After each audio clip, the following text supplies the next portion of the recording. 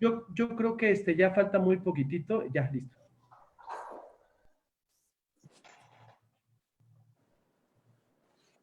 Pues muy buenas tardes. Queremos darles una bienvenida muy cordial a este conversatorio que se llama ¿Qué sigue después de la libre? Y es una reflexión de la etapa posterior de las egresadas. De verdad es que es un gusto y un honor para mí estar en una mesa de puras mujeres egresadas de la escuela, muy exitosas todas además, con carreras no prometedoras, ya son carreras exitosas. Entonces estamos encantados de estar aquí. Agradecemos obviamente al rector, Ricardo Antonio Silva Díaz, que nos permite hacer este tipo de conversatorios, y obviamente a Arturo Ramos Obarzo, que es el director del Centro de Investigación, que fue el que nos invitó y nos convocó a estar todas juntas por esta vía, que tiene que ser por Zoom, pero bueno, igual estamos muy contentas de estar aquí. Me voy a permitir presentar a nuestras panelistas del día de hoy. En primer lugar, lo voy a hacer porque todas son igualmente importantes, lo voy a hacer por orden alfabético. La primera es Daniela Arellano Perdomo. Ella es abogada egresada por la Escuela Libre de Derecho, con estudios sobre reconocimiento y protección de los derechos humanos en el ámbito nacional e internacional, democracia, sistema político y división de poderes, y de demoscopía. Es profesora adjunta de Derecho Electoral y coautora del libro Justicia Electoral en Imágenes 2019, un año de sentencias relevantes del Tribunal Electoral del Poder Judicial de la Federación, y actualmente labora en la ponencia del magistrado Felipe de la Mata Pizaña en la Sala Superior, egresado nuestro también. Nos acompaña Aura Guerrero, que también es egresada en nuestra escuela. Se tituló con mención en su tesis con el estudio de acción afirmativa introducida en la regulación de las candidaturas independientes en el Distrito Federal. Cuenta con una maestría en Derechos Humanos del Instituto Tecnológico Autónomo de México, una maestría en Derecho Internacional de la Universidad de Georgetown, de donde se graduó con honores. Ha sido pasante en la Comisión Interamericana de Derechos Humanos y observadora electoral internacional por parte de la Organización de los Estados Americanos. También cuenta con experiencia profesional en despachos americanos en las áreas de arbitraje internacional, anticorrupción y migración. Fue asesora en el Instituto Electoral de la Ciudad de México y en el Tribunal Electoral de la Ciudad de México. Actualmente vive en Washington y trabaja como investigadora en el Instituto de Derecho de la Salud Nacional e Internacional y es columnista en el portal de noticias La Silla Rota. También nos acompaña Andrea Ojeda.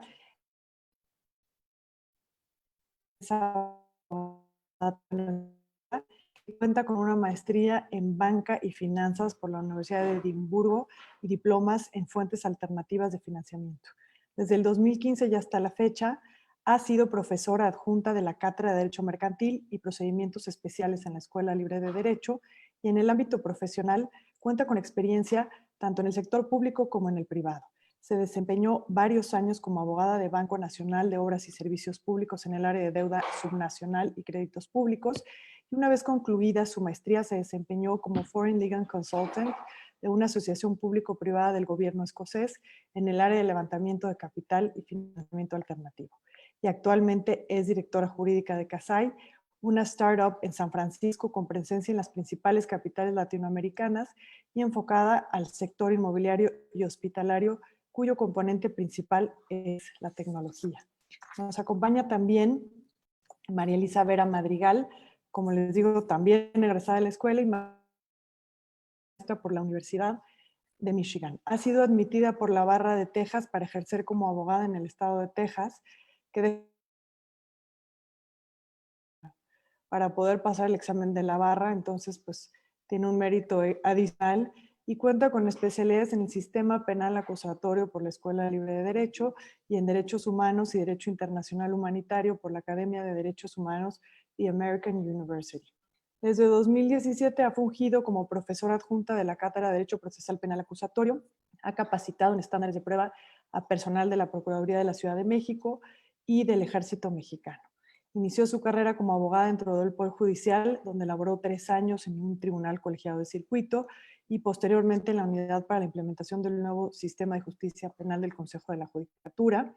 Y durante su estancia en Michigan participó en el programa de análisis de datos del Sistema de Justicia Penal con la organización American Civil Liberties Union. Tras concluir sus estudios de posgrado en Michigan, trabajó para la organización de Texas Rio Grande Legal Aid en la Oficina de la Defensoría Pública de los Condados Starr, Duval y Jim Hogg en el estado de Texas, donde brindó asesoría de defensa penal con enfoque migratorio en delitos menores. Desde octubre del año pasado es directora jurídica de la Sociedad Civil Togil, Estrategia contra la Impunidad, donde ha llevado litigios en materia de corrupción y género, ha desarrollado proyectos de políticas públicas relacionados con la eficiencia de políticas anticorrupción y coordinado el mecanismo de seguimiento a nivel nacional de los planes, fondos, programas y acciones anunciados por las 32 entidades federativas del país y el gobierno federal para enfrentar el COVID-19 y sus efectos económicos, desarrollando en conjunto con Transparencia Mexicana.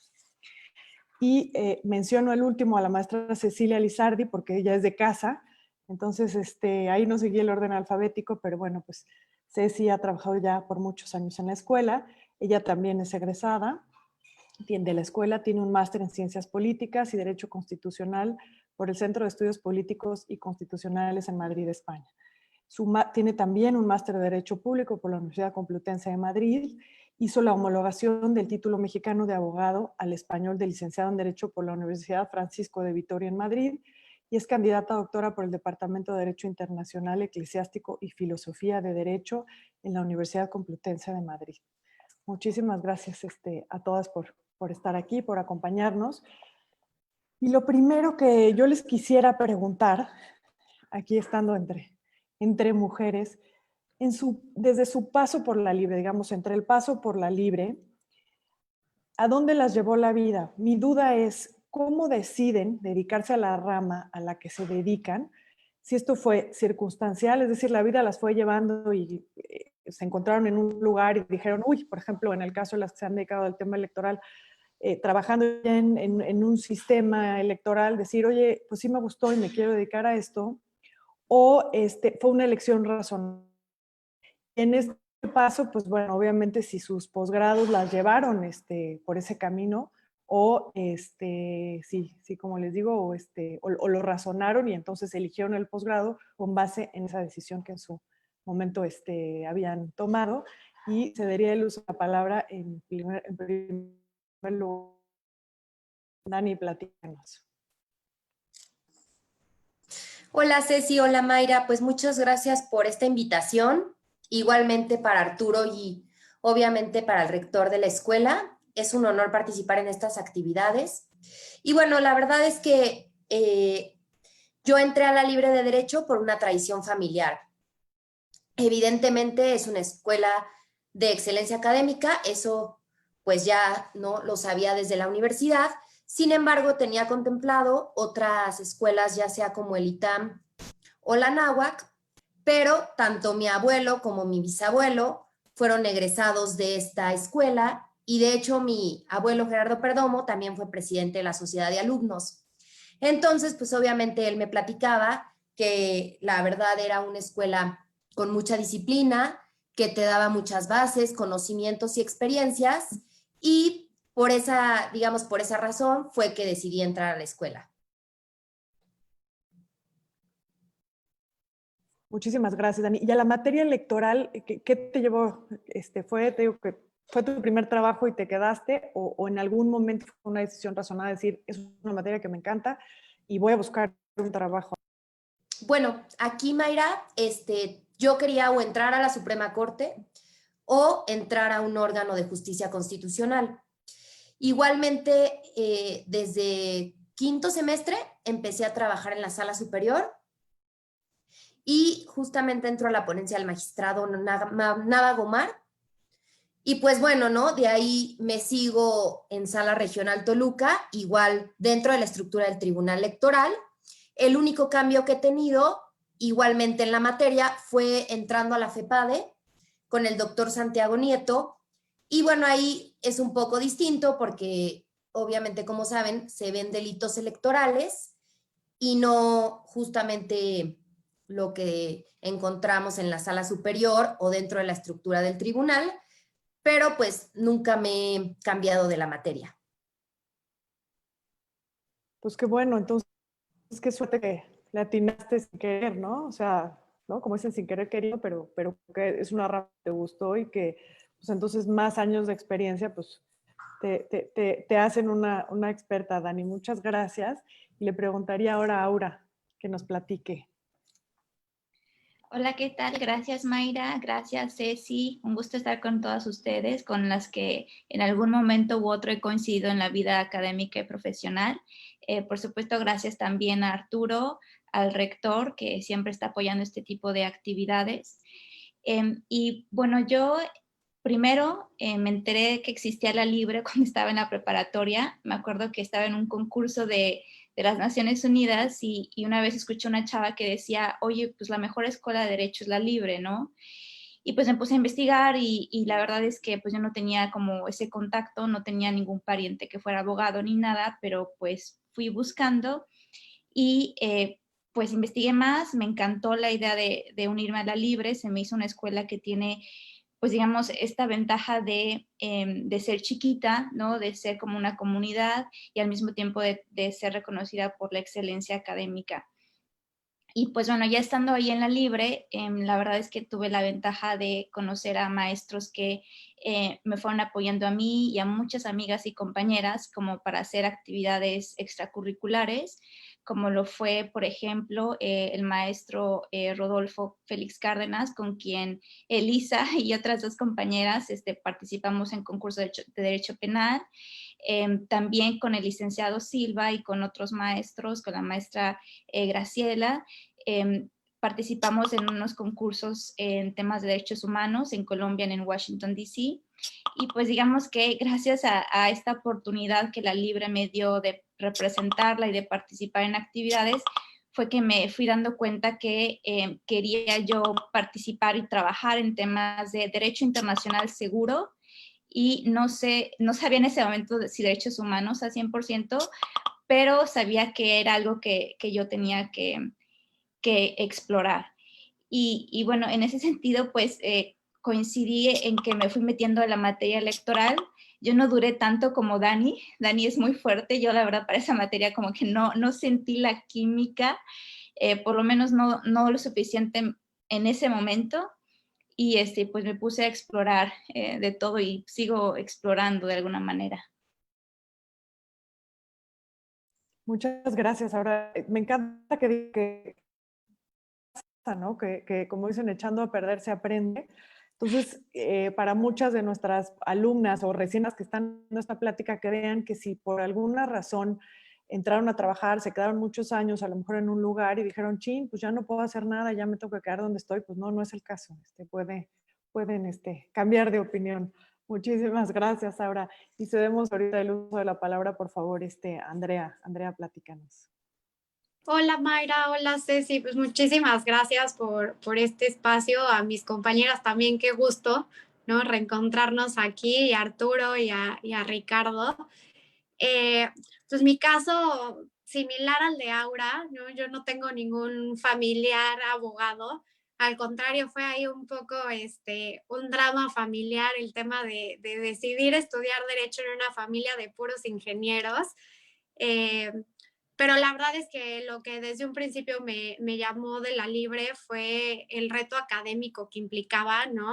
La fama de decir, es una escuela muy, muy exigente, donde vas a salir muy bien preparada, pero no es fácil, ¿no? Y esa es la realidad, pero las recompensas son muchas. Yo creo que parte de las ventajas también agregadas que da la Libre son los horarios, y eso a mí me permitió ir explorando algunas áreas de derecho que conforme iban pasando las clases me interesaban, y que tus mismos profesores, ¿no? Los profesores de la Libre te ayudan a explorarlo y te invitan a que lo conozcas, ¿no? Entonces, así tuve oportunidad de trabajar con algunos de mis maestros, y me fue llevando todo esto a la parte corporativa financiera, hasta acabar en Banobras, donde me ayudaron muchísimo también a explorar esta parte, a animarme a irme a la maestría con su beca y con la beca del CONACYT. Entonces, pues aquí sí la vida me fue llevando un poco a acabar en el tema financiero corporativo. Qué padre. Bueno, pasa en Edimburgo, yo ya por los paisajes me iría feliz, ¿no? Independientemente de la parte académica. Entonces, yo creo que fue una oportunidad padrísima. Y cedo la Sí. palabra a María Elisa. Gracias.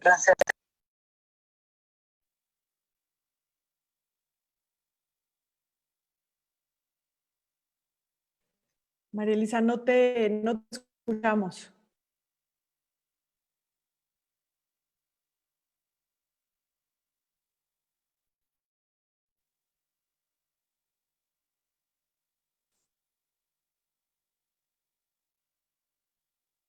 No te escuchamos.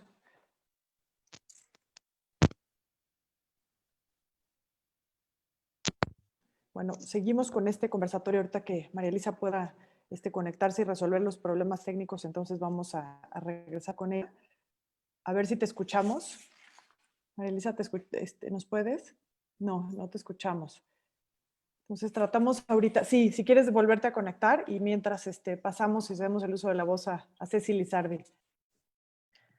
Muchas gracias May. Sabes que siempre es un gusto compartir espacios contigo virtuales y presenciales. Espero que ya pronto podamos regresar a la escuela como normalmente.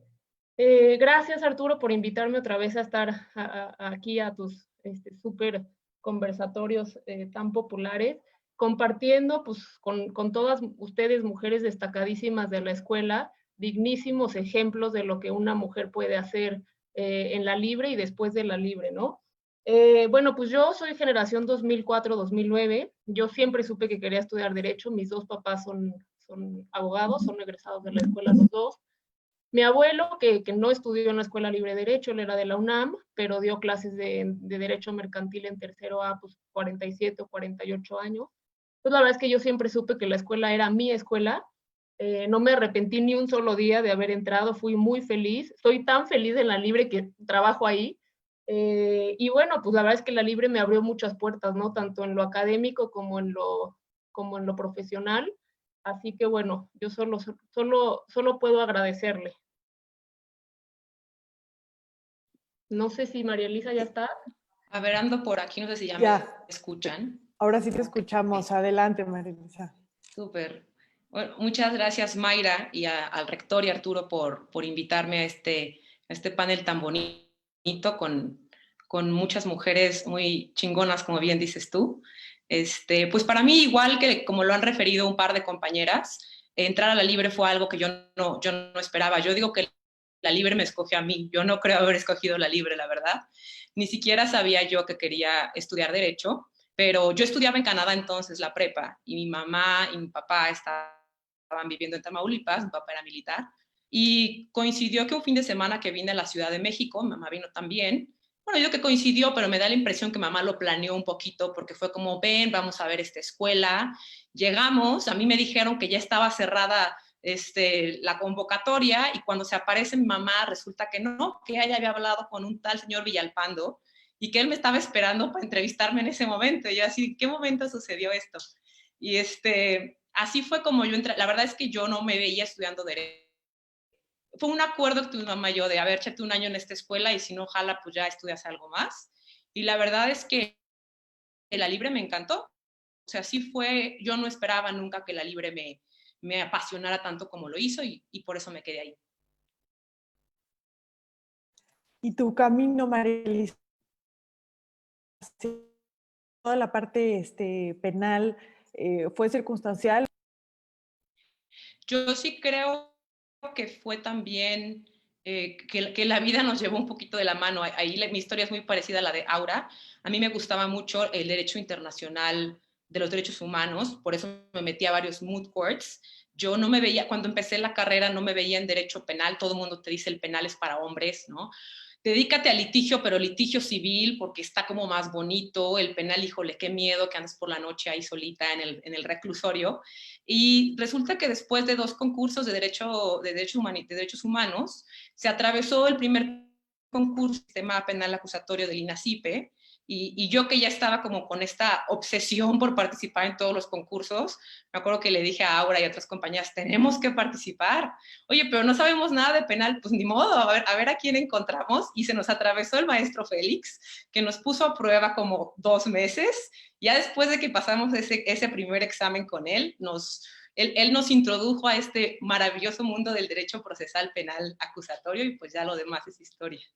Muchas gracias, Marilisa. Y fíjate que coincidentemente es cierto, o sea, la verdad es que la escuela te da unas bases importantísimas, entonces aprendes a enfrentarte a lo que sea, que eso a mí es lo que creo que es la mejor enseñanza de la escuela. Cuando a mí me preguntan si es la mejor opción para estudiar Derecho, yo siempre les digo, es la escuela que hace que te aprendas a enfrentar a la vida. Entonces, creo que eso es muy valioso y es mucha coincidencia. O sea, en este conversatorio, todas ustedes como mujeres se dedican a cosas que normalmente las mujeres no se dedican. O sea, el tema electoral, el tema financiero, el tema internacional que ve ahora de salud, el tema penal.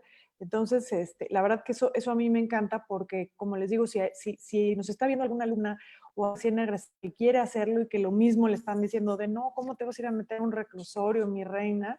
Pues que digan, no, sí lo puedo hacer, ¿no? Y bueno, voy a ceder el uso de la voz a Ceci para esta segunda parte. Gracias. Oigan, pues yo quería empezar un poco preguntándoles, después de la Libre, su experiencia del posgrado, ¿no? En algunos casos, creo que fue en el extranjero, en otro no, en el tuyo, Dani, pues estás haciendo la maestría aquí. Entonces, querría que nos explicaran un poco, pues en primer lugar, a dónde se fueron, por qué eligieron ese programa, esa universidad, y cómo se sintieron como alumnas egresadas de la escuela, estudiando en el extranjero, cómo se vieron midiéndose con sus compañeros, y si eso les ha generado también más oportunidades laborales, en tu caso ahora que estás allá en Estados Unidos, un poco que nos platiquen toda esa experiencia internacional. Ahora, si quieres, empezamos contigo. Claro, sí. Pues mira, yo mientras estaba trabajando en el Tribunal Electoral de la Ciudad de México, quise aprovechar un programa que tenían que era, digamos, financiar parte de un estudio de posgrado en México. Entonces decidí meterme a una maestría en el ITAM en Derechos Humanos. En ese momento todavía no se abría la maestría en la Libre, entonces de haberse abierto tal vez... Más te vale. Sí, lo tengo que decir. Entonces, digamos que me metí al programa del ITAM porque era lo que me permitía en ese momento el tribunal, y yo tenía la intención a largo plazo de aplicar a una universidad en el extranjero, y creía que el tener un estudio más en México me podría fortalecer mi perfil. En ese sentido, pues yo, ya teniendo como todavía más estudios en temas de derechos humanos, apliqué para hacer una pasantía en la Comisión Interamericana de Derechos Humanos. Apliqué la primera vez, no quedé, pero pues seguí intentando, y ya después con la maestría del ITAM, pues como que se reforzó mi perfil, quedé en la Comisión Interamericana, y comento esto de la comisión porque ahí conocí a una persona que eventualmente me la encontré en Georgetown, donde estudié mi segunda maestría, y esta persona que trabaja en temas de derechos humanos y que se fue metiendo al O'Neill, pues me ubicó y digamos que me fue jalando como asistente de investigación en el Instituto O'Neill mientras yo estudiaba mi maestría. Que esta segunda maestría la hice en Georgetown, aquí en Washington, D.C. Decidí hacerla aquí porque, digamos, es una muy buena escuela. Es una escuela que está en la capital de Estados Unidos, donde hay muchas organizaciones internacionales. Y pues yo tenía como una intención de buscar algo en lo internacional, casi, pues un poquito lo que fuera, como para aprender algo diferente. Entonces, Georgetown tiene en el segundo semestre una opción que se llama una como externship, que es como una especie de servicio social que tú haces en un despacho o en una agencia internacional, incluso en el gobierno americano. Y pues digamos que todo esto fue lo que me fue llamando de Georgetown, además de que esta universidad tiene muy buen programa en temas de derecho internacional, y pues tiene como que muchos recursos también para mexicanos que quieren estudiar aquí, o latinoamericanos que quieren estudiar acá en DC. Oye, ahora, justo quería preguntarte, yo por ejemplo la maestría la hice, salí de la Libre, me recibí luego y me fui ese mismo año, ¿no? A la primera maestría. Ahora, toro pasado, pienso si habría sido mejor esperar unos años en términos académicos, ¿no? Yo tenía mucha urgencia de irme, no me arrepiento, fue una experiencia increíble, pero no sé ahora, asimilado cierto conocimiento, o sea, pasados los años, si se aprovecha mejor un programa académico cuando eres un poco más grande. En tu caso, que hiciste 2 maestrías con algunos años de diferencia, ¿qué nos recomendarías o qué recomendarías? En tu caso, ¿cómo las viviste, las 2? Mira, yo definitivamente, y de hecho esto lo he platicado con Elisa también, definitivamente considero que para estudiar un posgrado en el extranjero, si tú tienes más experiencia profesional en México, se te facilita muchísimo más. Y creo que también hay un tema como de seguridad, de sentirte, que eso es algo que a mí me sirvió, por lo que me sirvió mucho la Libre y después estudié una maestría en ITAM, que es como sentirme cómoda con el tema jurídico, ¿no? Yo poder dominarlo, yo poder tener un criterio propio. Y digamos que en la maestría yo sentía la diferencia con otros chavos de México, también más jóvenes que estaban haciendo su primer grado, que tal vez no se sentían como tan involucrados en asociaciones de la universidad, o que incluso en temas de participar en las clases o de acercarse a los maestros, no se sentían con esa facilidad. Yo de alguna manera siento que el tema de haber estudiado la maestría un poco más grande me hizo, pues digamos, como olvidarme un poquito de cosas que uno piensa, ¿no? Cuando es chavito, que te da miedo hablar o que te da miedo buscar, y pues todo esto hizo que se me pudieran yendo abriendo oportunidades acá. Pero digamos que sin duda yo creo que depende de cuál es el objeto, ¿no? Porque también digo, si mi intención habría sido pues irme de fiesta, ¿no? Pues sin duda me salgo de la Libre y luego me voy a estudiar una maestría, porque sí hay quienes, tengo compañeros que pues se la han pasado muy bien la maestría, pero pues digamos que su objetivo fue divertirse, que es legítimo, ¿no? Pero pues mi objetivo era otro. Entonces creo que también depende mucho de lo que los estudiantes quieran hacer. Sí, yo en ese sentido coincido contigo. A mí me ha pasado un poco, pues he leído a través de los años libros de gente que me dio clases, ¿no? Y digo, ¿cómo no lo aproveché en su momento? No los había leído, no los conocía, y pienso, ¿no? ¿Cómo habría sido distinta? No sé si forzosamente mejor, pero distinta mi experiencia de haberme ido un poco más tarde, ¿no? María Elisa, pues a ti por alusiones, te pediría que nos cuentes un poco tu experiencia. Súper, pues sí, como dice Aura, coincido que lo ideal es esperarse unos cuantos años después de la carrera, antes de elegir maestría. Yo me esperé 5 años, yo me fui a la maestría 5 años, en 2017, y yo me gradué en 2012, entonces precisamente 5 años después. Para mí fue el momento perfecto, la verdad. Yo creo que haberme ido un poco antes no hubiera sido lo mejor, y haberme ido un año después, pues menos, porque pues ya ven que se vino la pandemia, entonces sí fue un año complicado, ¿no? Para quienes tuvieron que terminar, como por ejemplo Aura, su maestría a distancia. Yo coincido también con Aura en que tú tienes que elegir tu maestría dependiendo de lo que busques. O sea, si tú buscas un cargo en el gobierno mexicano, ves tu carrera como en el servicio público mexicano, a lo mejor no te sirve mucho irte a estudiar al extranjero. A lo mejor sí habrá quienes no estén de acuerdo conmigo, pero yo creo que a lo mejor en esos casos te será más útil irte, no sé, a hacer una maestría en el IPADE o en algún centro de investigación en México o en alguna otra universidad de renombre mexicana. Yo lo que buscaba era tener la oportunidad de trabajar, aunque sea por un tiempo cortito, en otro país, y eso fue lo que me llevó a buscar una maestría en el extranjero. Y a partir de eso yo enfoqué la elección de la universidad a la que quise ir. No sé si quieren que entremos en ese tema, pero creo que un gran paréntesis que deberíamos decir en algún momento es cómo elegir la universidad, ¿no?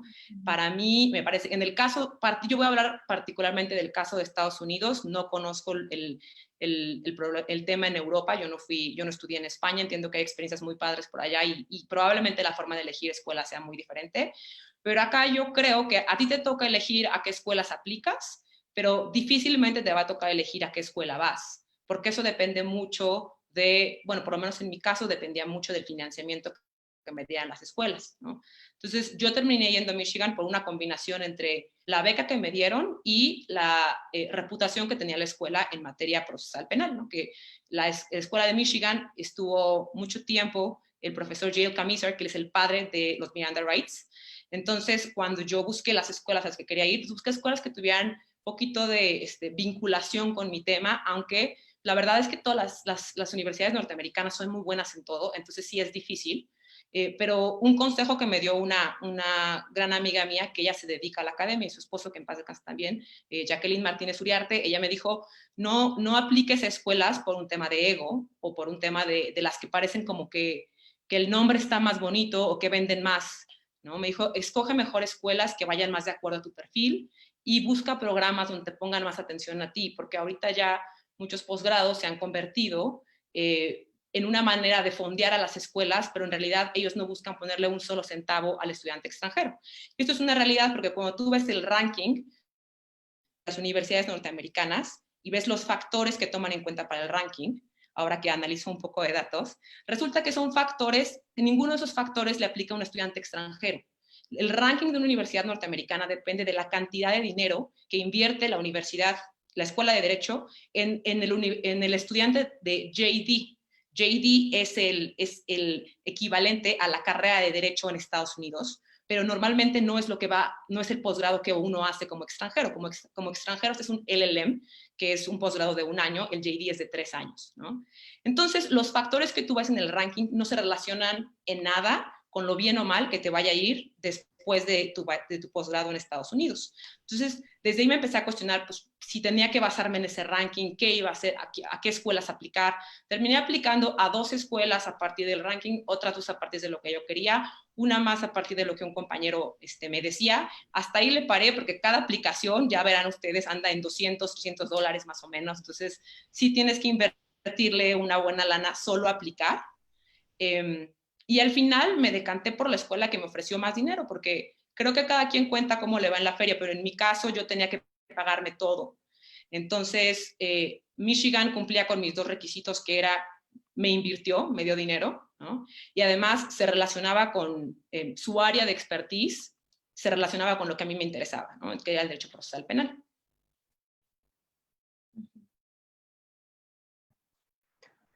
Pues sí, la verdad es que me encanta que nos comentes esto, porque sí, nosotros nos encontramos muchas veces orientando a los alumnos y a las alumnas de la escuela sobre qué posgrado elegir o o a cuál irse, o nos piden nuestra opinión. Y sí es verdad, muchas veces pues nos vamos por los rankings a primera vista, por las universidades más famosas, y la verdad es que es algo que se tiene que decir. La escuela tiene, obviamente cada año mandamos a las escuelas a Harvard y a Columbia y a NYU, pero la verdad es que tenemos representantes en más de 80 universidades en todo el mundo, en Singapur, en Hungría, en Australia, en los programas más específicos que te puedas imaginar. Solemos tener un representante de la Libre y un digno representante de la Libre, ¿no? Así que, pues qué bueno que nos cuentas tu experiencia en Michigan. Ojalá podamos luego invitarte a la escuela a que hables más específicamente de la universidad y bueno, a ver si vamos también teniendo algún tipo de puente. Oye, Andrea, sí. tú optaste por un posgrado en Europa, en Escocia. ¿Por qué elegiste la experiencia europea?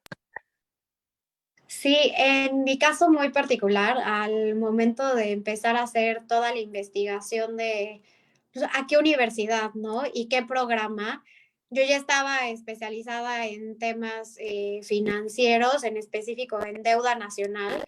Entonces, me llamó mucho toda la situación que estaba pasando en Europa, toda la reestructura de los bonos griegos y cómo lo estaban manejando. Y tuve la suerte de que uno de los reestructuradores principales de la deuda griega abrió su programa en Edimburgo. Entonces, textual, dije, no me importa, me voy a ir al norte del mundo con un clima horrible, que al final la verdad es que no fue tan horrible.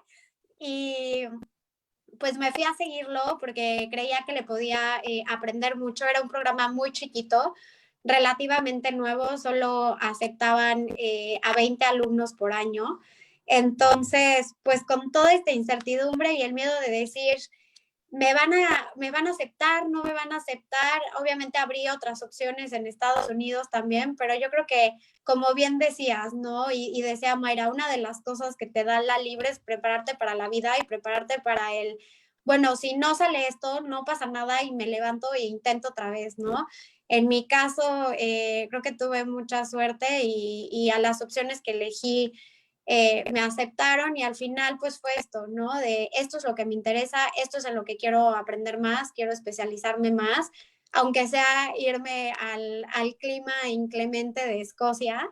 Y la verdad es que eso también abrió muchas puertas porque creo que sí, las bases que te da la libre en comparación con varios de mis compañeros en Europa, se acostumbra mucho que apenas sales de la carrera, ya tienes que estar estudiando la maestría. Entonces, con gente que a lo mejor se va de 28 años, 29, como normalmente son los latinoamericanos, en comparación con un europeo, los europeos ya traen 2 o 3 maestrías, ¿no? La diferencia creo que es mucho la disciplina que tienes, que ya no necesitas nana, ¿no? Y creo que eso te lo da la libre desde el día 1. O sea, en la libre tú aprendes a estudiar solo y eso, y a ser autodidacta, y eso te lo llevas a todos lados, ¿no? Ya sea que lo quieras hacer por las buenas o por las malas, cada quien decide, pero sin duda eso te lo da, ¿no? Y entonces llegar a la maestría así de preparado, pues te empieza a abrir muchas más puertas porque empiezas a entrar a más detalle, empiezas a querer investigar más, a acercarte más, a ver qué es lo que te interesa más. Y por ese lado, la verdad es que la universidad tiene un muy buen programa para colocar a todos sus alumnos extranjeros en internships y que de ahí les ofrezcan un puesto. Eso fue lo que pasó conmigo, ¿no? Apliqué al internship, lo mismo, ¿no? De, bueno, es que estoy compitiendo contra, digo, yo ya me sentía casi una señora, contra niños de 22 años que tienen la segunda maestría y yo apenas voy por la primera, ¿no? Pero en temas de disciplina y de preparación, incluso esta facilidad que te dan o que vas desarrollando en la libre, ¿no? Para expresarte en frente de quien sea, ayudó muchísimo y fue lo que me ayudó a conseguir un trabajo allá, primero el internship y luego que me dieran la posición de Foreign Counsel. Entonces. Oye, ¿y cómo ves tener esto en tu currículum, un posgrado en una buena universidad extranjera? ¿Cómo crees que ayuda en tu caso con una empresa internacional? ¿Cómo crees que cambia eso, representarte para un trabajo, para un puesto? Yo creo que mucho de las cosas que te da estudiar un posgrado en el extranjero, en donde sea, es que te vuelves adaptable, ¿no? Y te vuelves adaptable a un sinfín de situaciones y esto es algo que las empresas extranjeras también buscan mucho, porque te abre la mente. A lo mejor creo que cuando recién sales de la carrera tienes esta idea de que ya sabes cómo funcionan las cosas o por lo menos tienes la idea de cómo funcionan las cosas en tu país, ¿no? Y cuando llegas a cambiar, por más que nos relacionemos incluso con Estados Unidos y llegas y te enfrentas pues a una mentalidad diferente, a circunstancias diferentes, a retos completamente diferentes, ¿no? Son de esas cosas que yo, me río un poco hoy, ¿no? Pero yo iba caminando a lo mejor en la noche en Edimburgo y yo iba cuidando la bolsa, ¿no? Porque es tu mentalidad mexicana que dices que me pueden robar la bolsa. Allá, por supuesto, que ni se preocupaban por eso, pero estabas en un parque y se estaban preocupando si iba a haber una bomba, cosa que a mí ni por aquí me pasaba, ¿no? Entonces, esos son el tipo de cosas que te cambia estudiar en el extranjero y que te da también una adaptabilidad para las empresas extranjeras de decir, ok, yo estoy acostumbrada a que me funcione de cierta manera, pero también tengo esa facilidad de adaptarme a un sinfín de formas, ¿no? Fíjate que una de las cosas que siempre decimos de la escuela es que al final pues, tomas clases con gente que después va a ser magistrada o va a ser ministro de la corte o va a ser socio de un súper despacho, ¿no? Cuando te vas a una universidad extranjera, y en mi caso, por ejemplo, que ya regresé hace unos años, pues luego empiezas a ver lo mismo, pero en otros países, ¿no? Empiezas a ver cómo empiezan a hacer carreras tan exitosas en sus propios países y eso, pues sin duda, en mi caso ha sido, yo por ejemplo coincidí con una gran compañera que ahora es profesora en la Universidad Carlos III de Madrid, y eso pues también es muy enriquecedor, ¿no? Sin duda. Oye, Dani, pues cerraría contigo. A ti pues no te hemos perdido la vista, también te tuvimos en el diplomado, en la primera generación del diplomado de Derecho Electoral en la escuela ya hace unos años. Tú eres una, pues, ¿cómo diría? Una súper especialista en Derecho Electoral. Platícanos un poco de esta maestría que estás haciendo ahora en el tribunal y cómo cambia precisamente respecto a esto que estábamos diciendo. En tu caso, pues claro, todos son mexicanos, ¿no? Me imagino. Todos son súper especialistas en una materia sumamente específica. ¿Tú cómo te ves con ellos? Gracias, Ceci. Pues mira, yo nada más realicé un diplomado en Cantabria, justamente de los que organizó la Escuela Libre de Derecho, y la verdad me gustó muchísimo la experiencia. La materia fueron derechos humanos, ¿no? El reconocimiento internacional, y pues de ahí, ahorita en el tribunal, estamos haciendo la maestría, ya sean personas, hay pocos externos, hay de las salas, ya sea Guadalajara, Monterrey, Ciudad de México, Toluca, y de la especializada, y pues obviamente estamos tratando, ¿no?, de ver temas no solo que competen, digamos, a la materia práctica. Tenemos también materias como partidos políticos, digamos en la parte teórica, teoría del Estado,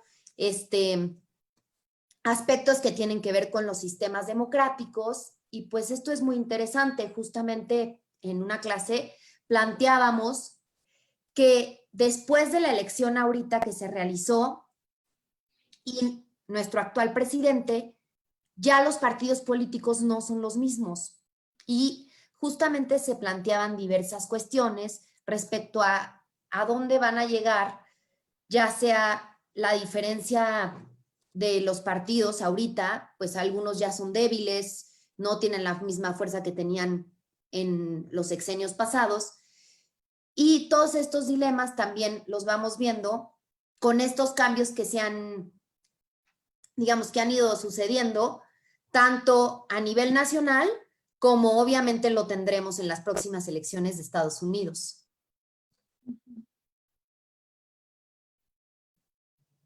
Eso, a ver si al ratito podemos ahondar un poco en ese sentido, y tú también, Aura, quizás puedas aportar mucho en ese tema. Yo te preguntaría, Dani, también, la verdad es que yo veo en el Tribunal Electoral, a veces me da envidia, me da envidia la gente que trabaja ahí, que tiene acceso a tanto contenido académico tan de buena calidad, ¿no? Especialidades, todo el tiempo vimos hace poco al profesor Atienza y al profesor García Amado ahí. ¿Cómo te enriquece eso? La verdad es que, insisto, los que se pueden transmitir en vivo, yo nunca me los pierdo. Es una súper oportunidad, y tú que llevas ahí trabajando tanto tiempo. Pues mira, la verdad es que nos dan el privilegio y la oportunidad de tener tanto clases, obviamente ahorita en la pandemia, y anteriormente tuvimos también un diplomado que se realizó por parte de Ortega y Gasset, muy interesante, de demoscopia. También hubo una especialidad, el masterclass, que también se trajeron a distintas personalidades, principalmente de España, pero también de América Latina, y obviamente pues se trataron temas de justicia electoral, derechos humanos, tribunales constitucionales, y pues obviamente se abordaron cuestiones que no nada más nos competen al sistema mexicano, sino cómo en los diferentes sistemas electorales en el extranjero se llevan a cabo elecciones, y también cuáles son los sistemas que ellos manejan para, digamos, en temas de ya sea revocación de mandato, de nulidades, también hay mecanismos de reelección que pues obviamente se manejan tanto a nivel a veces del presidente o primer ministro, y obviamente cómo nosotros podemos comparar cuáles nos pueden funcionar, como actualmente ya lo tenemos con la revocación de mandato, que ya se reguló a nivel, digamos, constitucional y legislativo para que pueda operar considerando al actual titular del Poder Ejecutivo, y justamente pues esto se trae, ¿no?, de un tema internacional que también se había contemplado, ¿no?, qué puede pasar en caso de que se le revoque el mandato a uno de estos mandatarios, y pues muy interesante el próximo año tener todos estos mecanismos y ser parte, digamos, de esta historia.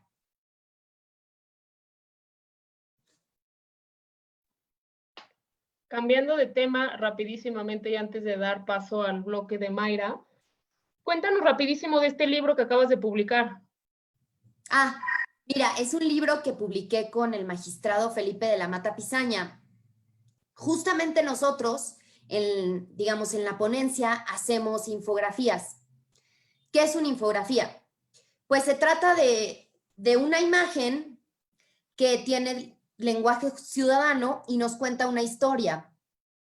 Digamos, cada asunto que resolvemos y los más relevantes los plasmamos en preguntas como qué pasó, qué sucedió, cuáles fueron los argumentos de la sala, por qué se votó a favor, por qué se votó en contra, qué decidió el pleno de la sala superior, y tratamos de transmitir estas ideas a la ciudadanía para que puedan entender justamente las sentencias más relevantes, en este caso de 2019, que ha resuelto el Tribunal Electoral, y obviamente a través de este lenguaje ciudadano, y puedan, sin, digamos, leer la sentencia, contemplar un resumen de las ideas principales de los criterios que se han llevado a cabo por parte de este Tribunal Constitucional. Oye, pues a ver si luego nos mandas un ejemplar, Claro. uno para la biblioteca de la escuela, ahora que ojalá pues podamos reabrirla próximamente, ¿no? Sí, claro, Ceci. Lo estamos esperando, ¿eh?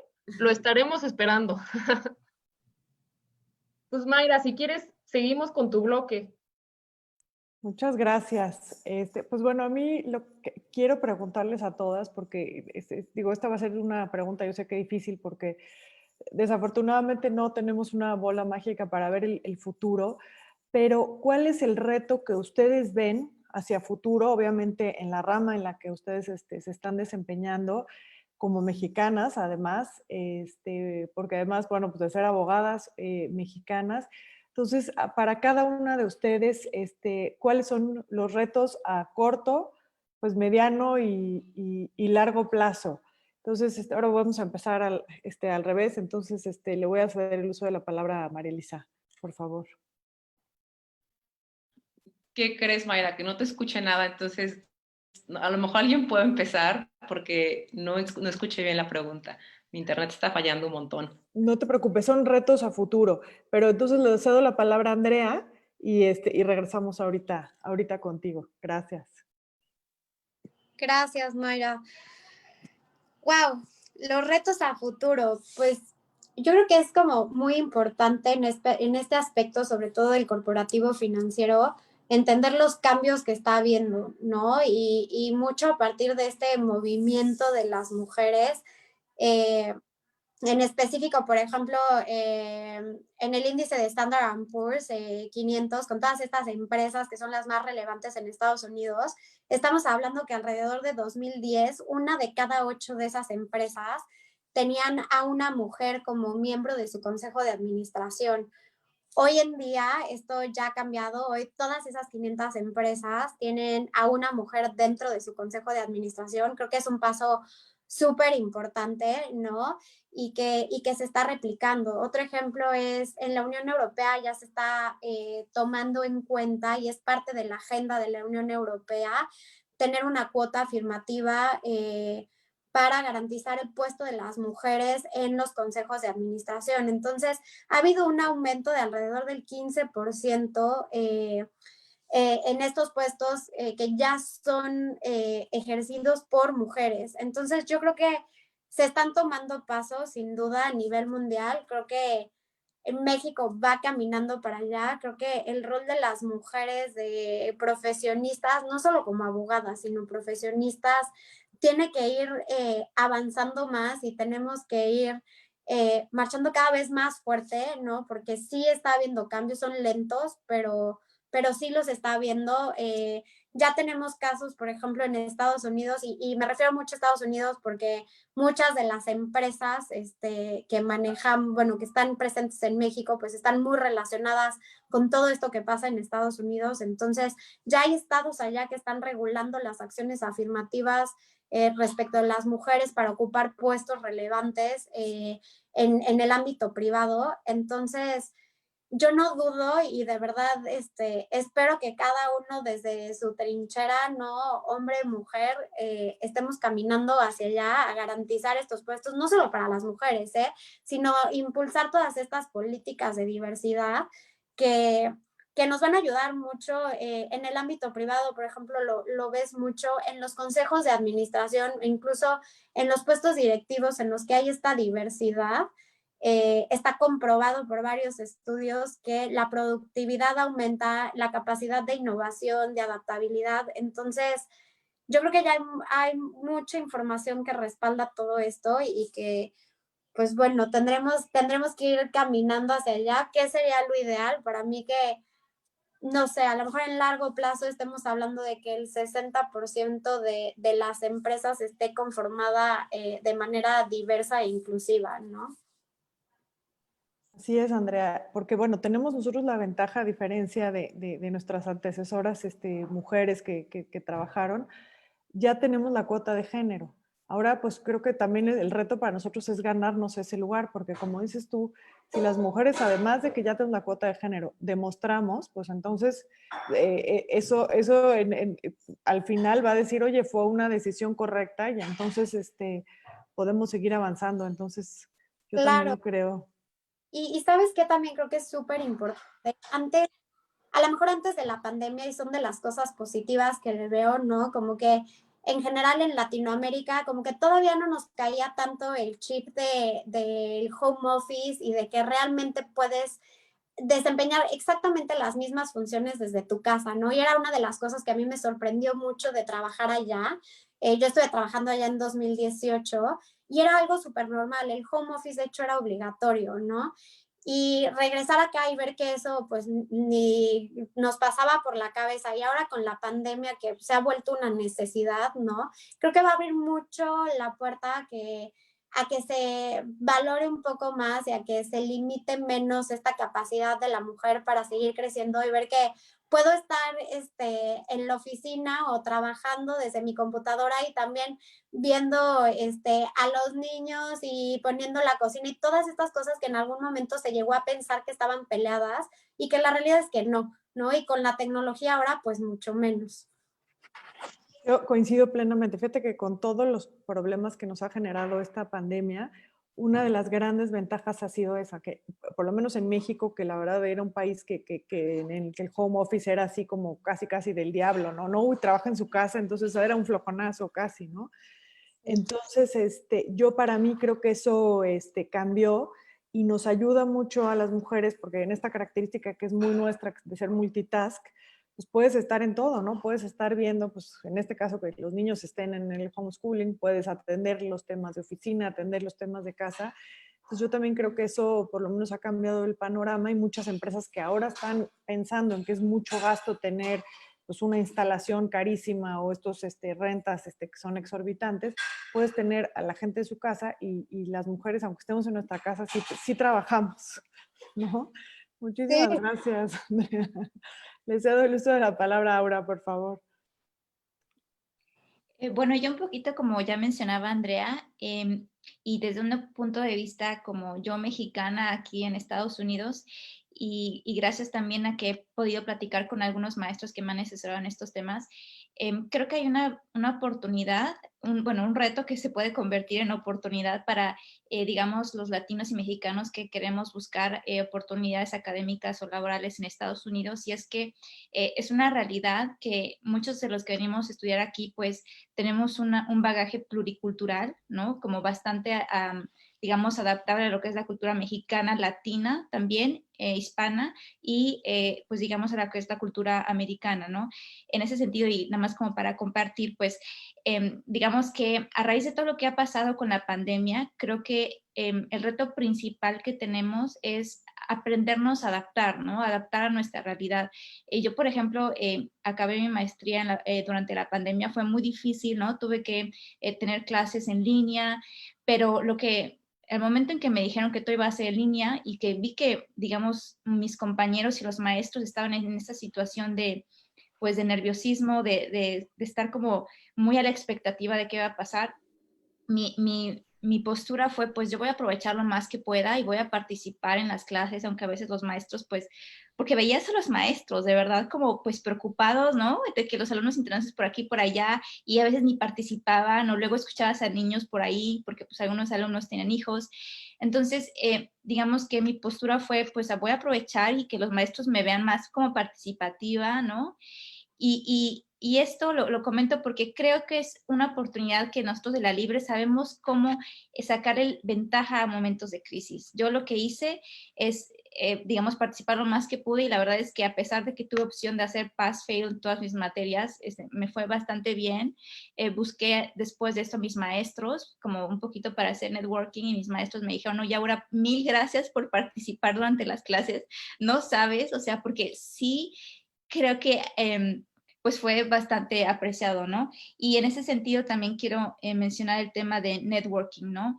Creo que ahorita, no importa dónde estemos, tenemos oportunidad de nosotros hacer networking con gente de cualquier lado del mundo, ¿no? Si, por ejemplo, hay algún estudiante que ya tiene intención o ya está aceptado en alguna maestría y quiere eventualmente conseguir una internship o una externship o algo, pues ahorita es el momento, ¿no? De lanzar el Zoom y pues como un poquito perdernos la pena, ¿no? Que yo creo que es otro reto que tenemos con un poquito cultura latina, que nos cuesta trabajo acercarnos, y que es algo que he platicado con Elisa, ¿no? Que es un poco cambiarte el chip. Y por último, quiero nada más decir lo importante que es apreciar la red que tenemos de la Libre, la red como comunitaria, ¿no? Yo la verdad no me veo haber logrado en toda la maestría sin el apoyo de mis maestros que me mandaron mis cartas de recomendación, sin amigas que ya habían pasado por maestrías y que me dijeron, oye, pues por aquí, por allá, ¿no? Entonces, digamos que hay que ver como en todo este contexto de la pandemia, cómo podemos aprovechar lo que tenemos y sacarle provecho. Perdón por la repetición. No, así es. Y tienes razón ahora, porque el método americano es profundamente socrático. Entonces yo entiendo, y sobre todo en los LLMs en las universidades, entiendo perfecto la angustia para los profesores, ¿no? Que además yo les digo, bueno, tienen unos dotes histriónicos extraordinarios porque los ves actuar, o sea, muy pasionales. Y luego siéntate pues enfrente de una cámara, que es un reto, y es un reto académico y pedagógico enorme, porque además, como dices tú, el alumno, pues estando en un cuadro, sabiendo que todo el mundo te está viendo, entonces tienes esta pena, ¿no? Porque a lo mejor dices, bueno, pues levantas la mano y pues ven lo que si voltean, te ven o te alcanzan a ver, pero aquí pues estás en una pantalla muy grande. Pues como dices tú, es un reto y que también cansa, ¿no? Ya muchas horas sentado en una pantalla, pues ya empiezas a ver que empiezan unos a divagar y a ver, ¿no? Otras cosas. Entonces, pues qué bueno que lo lograste, porque sí, definitivamente en todos los sentidos ha sido un reto. Ahora sí, cedo el uso de la palabra a María Elisa. Gracias. Perdón, otra vez mi internet está horrible, la verdad. Bueno, retos del área en la que yo me desempeño. Yo creo que el futuro del derecho penal y del derecho procesal penal está muy vinculado con el tema anticorrupción. Y no solamente en el área penal, yo creo que también en el área corporativa, porque el derecho anticorrupción casualmente vincula áreas del derecho público con el derecho privado, ¿no? Entonces, esta es una ola que ya viene desde hace varios años, pero yo sí creo que, el FCPA es de los 70s, de los 80s, que es la ley anticorrupción de Estados Unidos, es la normativa que faculta a Estados Unidos para extender, digamos, su brazo y traer casos de corrupción en el extranjero a territorio norteamericano. Y creo que esa es la normativa base que ha llevado a muchos países, particularmente Latinoamérica, a regular los sistemas anticorrupción. Vemos casos relativamente recientes, como el caso Odebrecht, que en Brasil, pues sí se hizo la investigación muy avanzada y todo, pero en realidad donde se amonestó a la empresa y donde verdaderamente se le forzó a reparar el daño fue en Estados Unidos. O sea, las multas millonarias que tiene esa empresa son del ejercicio de esta normativa que es el FCPA en Estados Unidos, a partir, por supuesto, de toda la investigación que desarrollaron en Brasil. Y bueno, esa investigación llega también ahora a México con el caso Lozoya, que aparentemente va a desprenderse en muchos otros pequeños casos, ya veremos. Creo que ese va a ser una trama muy interesante que apenas estamos viendo ante nuestros ojos cómo se desarrolla, pero sí creo que es el futuro del derecho penal, el futuro de otras áreas también del derecho privado, y de hecho creo que también incide mucho en la materia electoral, porque mucho se dice últimamente sobre cómo el combate a la corrupción va a ser el punto esencial para que el ciudadano se decante para votar por uno o por otro partido en la siguiente elección, ¿no? Entonces sí creo que es el futuro para muchas de las ramas del derecho, y en lo personal, como mujer y como abogada, creo que el reto a futuro es buscar posicionar a más mujeres en posiciones de poder. Es cierto que las cuotas de género son súper importantes, pero yo creo que no nada más es muchas mujeres en cierta institución, sino es muchas mujeres en instituciones en puestos de poder, ¿no? Porque cuando yo estuve en el Poder Judicial, por ejemplo, me tocó ser secretaria. La verdad es que mujeres secretarias habíamos muchas, pero magistradas o juezas, o sea, nada. Entonces, ves cómo se invierte el porcentaje de tienes 70% de mujeres secretarias, 30% de hombres secretarios, pero cuando pasas a puestos de jueces o magistrados, se invierte el porcentaje. ¿Cómo sucedió? Híjole, quién sabe, ¿no? Entonces, creo que me da la impresión que en los últimos años la Judicatura ha buscado revertir o por lo menos emparejar esos porcentajes. Ojalá que siga no solamente en ese sector, sino también en el sector privado. Muchas gracias. Y tienes toda la razón en cuanto a lo que refieres al sistema anticorrupción. Es una cuenta pendiente que tiene este país enorme y que empieza desde el ciudadano que ofrece, ¿no? Porque también siempre decimos, oye, es que el gobierno, y pues sí, pero el ciudadano que llega y dice, ¿no? ¿Cuánto? Tiene también una responsabilidad. Y lo que dices de la pirámide es completamente cierto. Nosotros no vemos, a mí me toca ver la parte académica, pero efectivamente nosotros en licenciatura desde mi generación, y que bueno, ya pasaron algunos años, ya había un 50-51% de mujeres en la generación, y que, o sea, se quedaron y subieron, pero yo lo veo en posgrado. Ya mi porcentaje de mujeres en el posgrado, pues ya es de un 40, ¿no? Y empieza pues este famoso techo de cristal de, oye, es que no tienen las oportunidades o es más complicado. Y eso sí hemos tratado de hacer nosotros. O sea, prácticamente en el posgrado, las mujeres que nos han pedido beca, obviamente se hace un estudio socioeconómico, pero sí tratamos de apoyarlas porque pues, es la única forma. Y ya con este posgrado, como dices tú, eso les da la posibilidad de tener un mejor puesto de trabajo, que las vean, que las reconozcan y eventualmente pues puedan ir subiendo, y entonces esta pirámide no sea completamente triangular, sino que efectivamente en algún momento se vuelva un rectángulo, ¿no? O se ensanche un poquito, ¿no? Muchas gracias, María Elisa. Cedo el uso de la palabra a Dani con los retos. Dani, ¿qué retos tienes y tenemos las mujeres? Bueno, pues justamente en la materia de violencia política de género, creo que después de la resolución del Tribunal Electoral de hacer un registro nacional de infractores, tenemos una muy buena perspectiva, porque no solo va a haber un registro de las personas que ya la cometieron, obviamente por sentencia, cosa juzgada, sin embargo vamos a poder conocer los nombres y los cargos de quienes cometen BPG para que obviamente no puedan participar para un cargo de elección popular. Se me hace muy interesante esta lista, ya que no solo nos va a dar más herramientas a las mujeres para poder, digamos, concretar alguna carrera o cargo público que nos merecemos, sino también para enseñarles que hay una responsabilidad, ¿no? Por estas conductas, y el hecho de que no, bueno, como se ha contemplado en la jurisprudencia, no exista un modo honesto de vivir, ¿no? En dado caso, y no se cumpla un requisito de elegibilidad, pues es necesario para que también tanto los partidos políticos como ya sea candidatos o las personas que están en el poder entiendan el significado de lo que es, ¿no?, cometer tanto actos u omisiones de violencia política.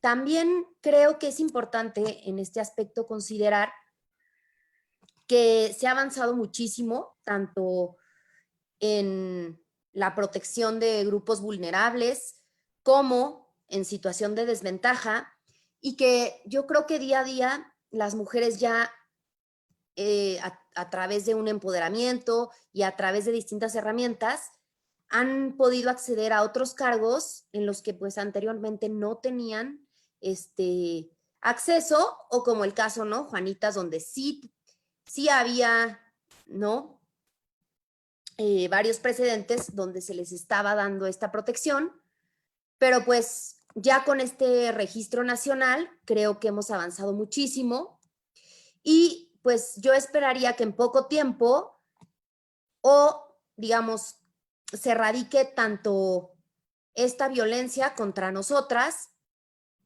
y como bien decía María Elisa, pues ya existan también más juezas, más secretarias que puedan llegar a niveles de magistradas, y obviamente pues también al cargo de ministras. Muchas gracias, Dani. Sin duda tocaste un tema que creo que es importantísimo, el tema del modo honesto de vivir. A mí me tocó, antes de que nos encerraran la pandemia, participar en las mesas del Tribunal Electoral con la Escuela Judicial, y precisamente a mí me tocó analizar esa sentencia. Y efectivamente, pues tenemos que cambiar y transformar completamente el paradigma, porque pues, a ustedes les tocó. Tú le preguntabas a nuestros profesores de Derecho Penal qué es un modo honesto de vivir, y la mayoría te decían, pues que usted no tenga una orden de aprehensión, ¿no? Entonces, o sea, podía ser, no, para nada se asemeja a un tema moral. Podía ser el peor hombre, golpeador, no darle pensión a tus hijas o hijos, pero en el momento en el que no tuvieras una orden de aprehensión, entonces ya podías decir, pues soy un ciudadano de primera, y pues no es el caso, ¿no? Entonces, este criterio que se implementó en ese momento, decir, oye, a ver, ¿no?, ¿cómo te comportas en una sociedad? Importa, y creo que es un tema pendiente. O sea, va a haber que definir muy claramente qué es modo honesto de vivir, y cualquier conducta de este tipo, en especial violencia de género, pues sin duda significará que el candidato o la persona que pretende ser candidato pues no tiene un modo honesto de vivir. Pues muchísimas gracias a todas, porque sin duda tenemos retos importantes, y voy a ceder el uso de la voz a Ceci para el último bloque. Ya para finalizar, yo nada más pues les pediría un mensaje para todos los aspirantes, pero sobre todo las aspirantas que están viendo qué carrera elegir, qué universidad escoger. ¿Qué le pueden decir sobre la libre y sobre la carrera de Derecho, ¿no? Como yo, bueno, desde que en la nueva rectoría del rector Ricardo Silva Díaz nos hemos dado a la tarea pues, de conocer más de cerca a las nuevas generaciones, conocer sus inquietudes, saber qué piensan de la carrera de Derecho. Muchos, por ejemplo, hemos notado que piensan que la carrera de Derecho es o que los abogados estamos próximos a desaparecer, ¿no? Que somos casi una carrera en peligro de extinción, que ahorita lo que toca es más pues todo el tema de la tecnología, que los abogados ya somos casi una cosa de la prehistoria, ¿no? Entonces me gustaría un poco eso, un mensaje a todos aquellos estudiantes de preparatoria, de secundaria, incluso quien ya es muy previsor, viendo si estudiar Derecho, o estudiar Ciencias Políticas, o estudiar Relaciones Internacionales, o Administración de Empresas. ¿Qué les podrían decir? Y sobre todo, ¿qué les podrían decir de la escuela? Si quieres, empezamos con Andrea. Estás aquí, a mi lado. Sí, sí, muchas gracias. ¿Qué les diría? Pues de la carrera de Derecho les diría que es una excelente opción. Es una carrera que te va a dar todas las bases que vas a necesitar para dedicarte pues a lo que a ti te guste, ¿no? O sea, hay abogados, ¿te gusta el fútbol? Hay abogados que están especializados en temas de fútbol y que están peleándose en la FIFA. Por ahí hay varios mexicanos y de la Libre también, ¿no? Para variar y no perder la costumbre. ¿Te gusta el derecho internacional? Hay mucho campo para el derecho internacional como abogado, ¿no? En mi caso, pues me interesó lo financiero, y ahorita con temas de tecnología, por más que sea tecnología, vamos a ir de la mano con ellos, ¿no? Y pues innovando con los cambios regulatorios. Entonces creo que el derecho es un muy buen piso para enfocarte a lo que sea que te guste, ¿no? O sea, es tan amplio como tú lo quieras ver y siempre va a haber cosas en que apoyarlos, ¿no? A estas nuevas industrias y caminar con ellos de la mano. De la libre, les voy a decir, es un reto, y es un reto muy, muy bonito que al final da unas recompensas increíbles. Hoy, sin duda, yo puedo decir que mucho de lo que he logrado, además de lo que, y creo que también hablo por mis compañeras, ¿no? De lo que es la personalidad que cada una tenemos muy diferentes, es de las herramientas que te dio la libre. Entonces, es un buen reto. A veces puede ser un dolor de cabeza, pero lo van a disfrutar muchísimo. Se van a llevar de ahí a su familia también, porque las cosas que vives con tus compañeros de la libre te lo vas a llevar a todos lados, e incluso con los que no viviste de la libre, es una comunidad que se queda, ¿no? Te da un sentido de identidad que pocas veces, ¿no? Lo he podido ver o lo he podido compartir. Entonces, los invitaría a que se arriesguen, a que lo intenten, porque es una experiencia definitivamente muy enriquecedora, ¿no? Definitivamente hay muchas buenas escuelas y facultades de Derecho en México, excelentes, buenísimas, pero sí algo que creo yo que identifica la libre es la pertenencia a esta comunidad, ¿no? Este sentimiento de ser de la libre, de esta comunidad, pues tan grande y tan chica a la vez, ¿no? Que te genera tantas oportunidades y te abre tantas puertas. Aura, si quieres continuar. Sí, yo coincido con el tema que la libre te da una comunidad y es una comunidad de maestros, una comunidad de alumnos. Y para compartir, pues yo les quiero comentar que cuando yo empecé a trabajar aquí en Estados Unidos antes de hacer mi maestría, por alguna u otra razón me encontraba con alguien que sabía o que conocía algo de la libre y eso me facilitó bastantes cosas, ¿no? Incluso también me pasó cuando hice un verano en la Sorbona, en París, me encontré con gente de la comunidad mexicana, pero ya sentada ya que, bueno, yo les decía que era la libre, decía, wow, ¿no? Qué padre. Entonces, creo que es una universidad que tiene tanto prestigio en México que ese prestigio se ha ido hacia afuera. Y es una escuela también que da la oportunidad a que en el momento en que tú tengas un proyecto que quieras hacer hacia el extranjero o participar en un concurso, ellos te abren la puerta. Yo todavía me acuerdo perfectamente bien cuando Elisa y yo queríamos participar en el concurso de Derechos Humanos de Colombia en la Universidad Javeriana, pues no teníamos, o sea, la libre nunca había participado en ningún concurso, en un concurso de Colombia. Entonces lo que hicimos literal fue hablar al rector en ese momento y pues pedimos por la secretaria, ¿no? A ver si nos contesta, ¿no?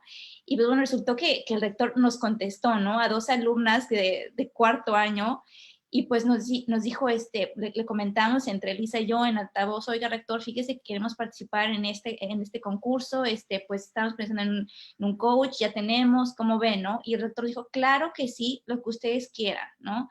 Entonces, creo que la libre, a diferencia de otras universidades, te da la posibilidad de tú conseguir tus cosas, ¿no? Te da la autonomía que necesitas para participar y para hacer lo que tú quieras. Y creo que eso es algo importante que por lo menos a mí, en lo personal, me sirvió para ajustarme un poquito a lo que es la vida americana en un despacho, ¿no? Que es como un poquito, pues, como individualista en algún sentido, autónomo, pero no se genera la parte padre que tenemos en México y en la libre, ¿no? Que es la comunidad, pero bueno, o sea, tienes como que esa ventaja, ¿no? Y coincido también con Andrea con lo que dice que ¿por qué estudiar derecho, no? Porque pues derecho, la verdad, hay derecho de todo. A mí me pasó que cuando tuve la oportunidad de entrar a la UNI, dije derecho a la salud. Ay, pero bueno, o sea, derecho a la salud tampoco es como que sea tan importante, ¿no? Y pues bueno, ya me empecé a meter a un chorro de temas que dije, wow, ¿no? O sea, hasta el hecho que en las papitas pues todo este etiquetado no tiene que ver con derecho a la salud y con estas gestiones, ¿no? Entonces creo que el derecho es flexible, es adaptable y pues bueno, se adapta siempre a los intereses que nosotros vayamos teniendo a lo largo de nuestra carrera, ya sea durante la escuela o saliendo. Y por estas razones yo les diría a los estudiantes que, bueno, a los que quieren estudiar Derecho, que sí estudian Derecho y que lo estudien en la libre.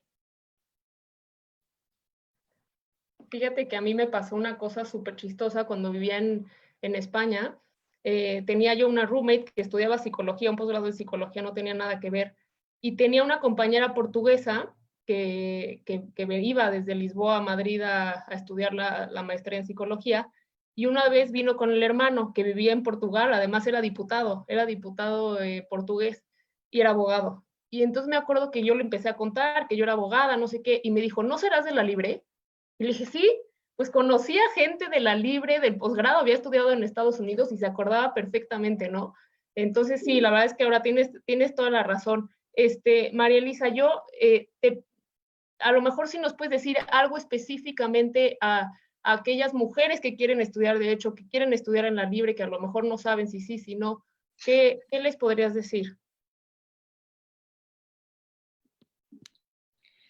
Híjole, yo creo que yo le tengo mucho cariño a la Libre, igual que mis compañeras, pero sí reconozco que en los temas de género todavía hay mucho por avanzar, ¿no? Pero precisamente porque hay mucho por avanzar, creo que es una gran escuela para poner la balanza, para ayudar, porque creo que es una ayuda que tenemos que entre todas, de hacer esta nuestra escuela, la escuela de las mujeres, y que seamos las mujeres de la Libre quienes escribamos los siguientes 100 años, ¿no? Porque sin duda los 100 años pasados no los escribieron muchos hombres, ¿no? Y, y decía, cuando estuve en Michigan, estuve en una fraternidad y había un cuadro muy grande de los hombres que habían fundado esa fraternidad. Michigan es la única escuela de derecho que tiene una fraternidad todavía. Entonces, si tú vas a Michigan y te escoges esa fraternidad, puedes vivir en esa casa por así como $200 al mes, que es baratísimo, ¿no? Entonces, bueno, yo fui admitida a esa fraternidad y la verdad es que al principio yo decía como, sí me quedo a vivir aquí, no me quedo a vivir aquí. Es una institución que de alguna manera representa como todo este heteropatriarcado, ¿no? Todos estos hombres blancos, ¿no? Y me decía una amiga, pero precisamente por eso vete ahí, ¿no? Para que esos hombres blancos, me decía, se retuerzan donde estén y vean que una mujer de color está en este lugar y está haciendo las cosas diferentes. Entonces, creo que es por eso. Creo que por eso necesitamos más mujeres aquí.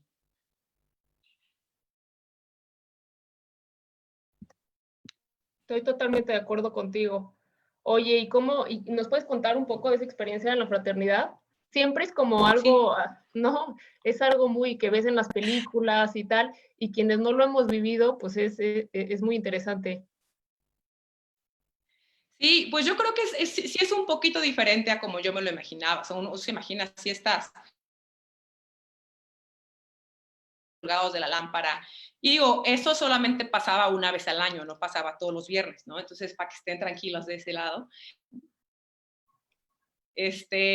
Pero sí, para mí fue una experiencia muy bonita. Yo creo que para mí eso hizo de mi LM una experiencia muy única. No había una sola materia a la que yo entrara en blanco, porque el día que yo llegaba en materia ya tenía los outlines de todos mis compañeros, libros había al por mayor en la fraternidad que yo podía usar gratis, comida siempre había. Creo que cuando uno se va a estudiar al extranjero, particularmente en Estados Unidos, como dice Aura, es una cultura extremadamente fría, uno no se lo imagina, extremadamente competitiva.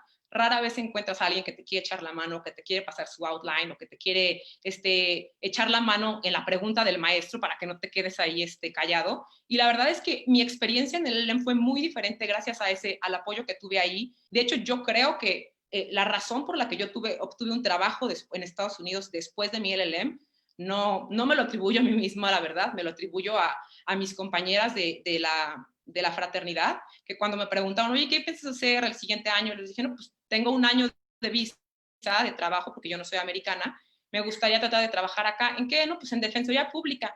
Ah, pues fíjate que yo tengo un compañero en Defensoría Pública en la frontera con México, y ahí sí ocupan defensores públicos que hablen los dos idiomas, porque bueno, el trabajo de defensor público en Estados Unidos es uno de los trabajos más peleados para la gente que se quiere dedicar a lo que ellos le llaman public interest, que es todo lo que no es industria privada. Allá no tienen como esta estructura tan fuerte de derechos humanos, entonces allá el defensor por autonomía de la Constitución es el defensor público, ¿no? Pero tú tienes, o sea, quien aspira a esos puestos normalmente son la gente que saca puros A's a más. La verdad es que como LLM es muy difícil aspirar a esas calificaciones, entonces yo decía, bueno, ¿quién carajo me va a querer contratar como defensora pública? Aparte, el inglés es mi segundo idioma, por más que yo estudié la prepa en Canadá, no estás en las mismas condiciones para llevar una audiencia oral en inglés que un norteamericano. Entonces, de verdad que así fue como salió, o sea, jugando ping pong con cerveza, una compañera me dijo, oye, pues yo tengo un chavo de aquí de la fraternidad, está en Texas, y ahí ocupan gente que habla español, inglés, porque los clientes siempre ocupan que son mexicanos o son mexicoamericanos, y entonces pues hablan Tex-Mex bien bonito, que no les entiendes nada si hablas por inglés. Entonces, pues, ¿por qué no les mandas una carta? Y la verdad es que fue así como les mandé, creo que les eché una llamada y me dijeron, queremos que vueles, me pagaron mi vuelo para que fuera, y en menos de una semana yo ya estaba contratada. Entonces sí creo que si algo yo les recomendaría a quien sea que se vaya a estudiar el posgrado, que esté pensando en estudiar el posgrado, es pensar más en hacer conexiones, más allá de qué tanto aprendo, porque sí es muy bueno aprender, sí hay que dedicarle mucho y hay que estudiar mucho, pero también hay que dedicarle un buen tiempo a hacer conexiones, porque creo que eso es lo que en realidad puede trascender para tu carrera después de que termines tu maestría. No, y además ya el futuro está súper conectado, ¿no? Todos los países, todas las materias, todos estamos interrelacionados, así que es sin duda lo que nos toca hacer. Dani, finalmente contigo, un mensaje para todos aquellos estudiantes de preparatoria. Pues creo que, como bien decía Andrea, cualquier abogado tiene opción para dedicarse a cualquier materia que sea relacionada con las ciencias sociales. Siempre hay opción de hacer una maestría en dado caso de que quieras especializarte en algo más. En algún momento yo pensé estudiar relaciones internacionales.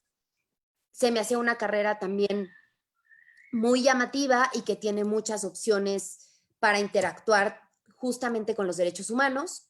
Al final me decidí por la carrera de Derecho porque justamente mi abuelo me comentaba esto, ¿no? Que tiene tantas bases la carrera de Derecho y los abogados, además de poder tratar ya sea temas internacionales de derechos humanos, tienen el contexto de cómo funciona la normativa en México, que pues esto es importante para poder llevar a cabo ya sea cualquier negociación o cualquier acuerdo que se quiera tratar, ya sea en otro país o digamos a nivel internacional. Creo que los exámenes de la Libre de Derecho son los exámenes de la vida. Hay un dilema, ¿no?, de todos los alumnos y las alumnas, ¿no? Hay lágrimas antes de los exámenes, hay ansiedad, hay enojo, pero pues creo que la vida te enseña eso, ¿no? Cada reto que te pones, cada meta que te fijas, al final es algo que vives allá adentro.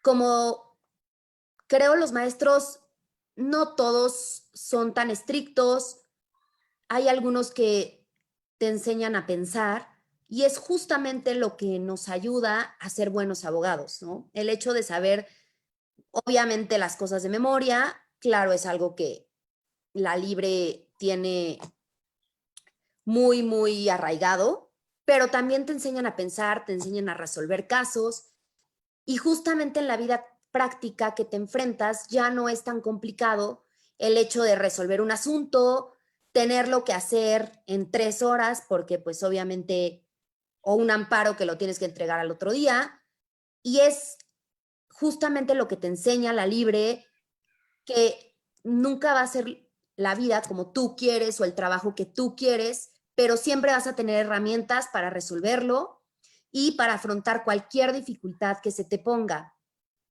También considero que es una escuela que te da también muchas opciones. ¿Por qué? Porque te da la opción de trabajar. No cualquiera tiene esto.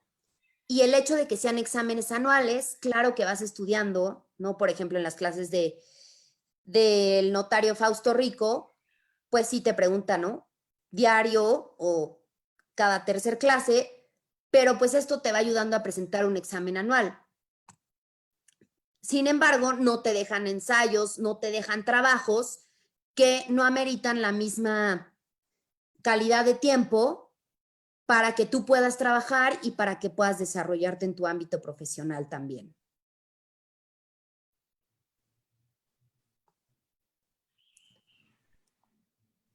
Mil gracias, Dani. Pues bueno, pues no queda más que agradecerles a todas ustedes, insisto, súper destacadas alumnas egresadas de nuestra escuela, orgullosamente de la Libre, que nos han compartido sus experiencias profesionales y académicas, sus perspectivas, sus pensamientos. Muchísimas gracias por regresar a su escuela. Ojalá cuando podamos abrir, pues regresen físicamente y las tengamos pronto ahí como dando clases o en conferencias. Hay muchísimos espacios que necesitan ser llenados por mujeres exitosas como ustedes. Así que muchísimas gracias de verdad a todas, ahora a ti que estás en Estados Unidos. Muchas gracias de verdad. No, a ustedes. Gracias, Ceci, gracias, Mayra, y a todas. Muchísimas gracias. Les agradecemos Muchísimas gracias. muchísimo. Y como dijo María Elisa, si están buscando una fraternidad, la Libre es como una fraternidad. O sea, ahorita que decía dije, Correcto. Sí, entonces si la están buscando, si están buscando un sentido de pertenencia, entonces la Libre sin duda será su mejor opción. Muchísimas gracias a todas. Les mando un abrazo. Gracias. Muchas gracias a ti. Hasta luego. Gracias. Gracias. Sí, sí. Bye todas. Adiós.